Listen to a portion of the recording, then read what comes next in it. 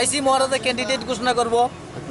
আগেও তো মহারাজারা সাপোর্ট করছি বাই ইলেকশনের আগে, আপনারা দেখছেন ফেসবুকে মহারাজার ছবি দিচ্ছে। আমিও যতটুকু পারি সাহায্য করার চেষ্টা করছি আমার তরফ থেকে।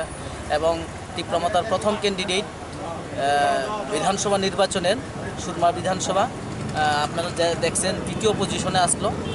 তো আমার আশা এবং বিশ্বাস 2023-এ 2018-র যে পরিবর্তন, সেই পরিবর্তন ত্রিপুরা রাজ্যবাসী সাক্ষী ছিল। একটা জায়গাতে ছোটো থেকে বড় সবাই বলেছিল পরিবর্তন চলো পাল্টাই।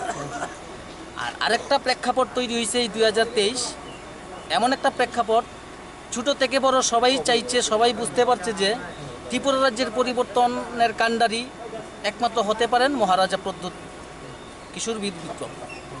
এবং সেটা শুধু ত্রিপুরা রাজ্য নয়, সারা ভারতবর্ষের মধ্যে ত্রিপুরা নিয়ে একটা চর্চিত বিষয় মহারাজা। কারণ দেখেছেন আপনারা, এই ভারতবর্ষ দেখেছে মহারাজার একটাই শর্ত, লিখিত এগ্রিমেন্ট ওরা করতে পারছে না। তারপর চার্টার ফ্লাইট দিয়ে মহারাজাকে বারবার নিচ্ছেন, বারবার ডাকাচ্ছেন, মহারাজা কোঅপারেশন করেছেন। তো আমার বিশ্বাস আগামী 2023-এর নির্বাচন নির্ণায়ক ভূমিকা নয়, শুধু তীব্রমাতা সরকার করবে। এবং এই রাজ্য থেকে এই যে একটা অপশাসন চলছে, এবং আপনারা দেখেছেন এই ত্রিপুরা রাজ্যের ইতিহাসে প্রথম ভারতীয় জনতা পার্টির হয়ে বিজেপির এমএলএ হয়েও আমি বিজেপির প্রতিবাদ করেছিলাম, শুধু জনগণের স্বার্থে প্রতিবাদ করেছিলাম, নীতির বিরোধিতা করেছিলাম।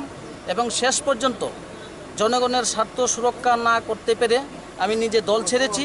এবং আপনারা দেখেছেন আমার আজকের দিনও আমি প্রতিজ্ঞাবদ্ধ, আমি আমার প্রতিজ্ঞা পালন করে যাচ্ছি। আমি বলেছিলাম যে যতদিন ত্রিপুরা রাজ্য থেকে বিজেপি সরকার অপসারিত না হবে ততদিন পর্যন্ত আমার মাথার চুল আমি উঠাবো না, এবং সেই আশা পূর্ণ হবে। তাহলে কি আজকে আপনার ইনে আসা এবং আগামী সামনে 23-এর নির্বাচনের শুরু থেকে আমরা আপনাকে আবার দেখতে পারি? না, এটা মহারাজার বিষয়, এর বাইরে আমি কিছু বলতে পারবো না। একদম মহারাজার বিষয়। মহারাজার উপর আমার সবচেয়ে বড় বিশ্বাস। একটা জায়গাতে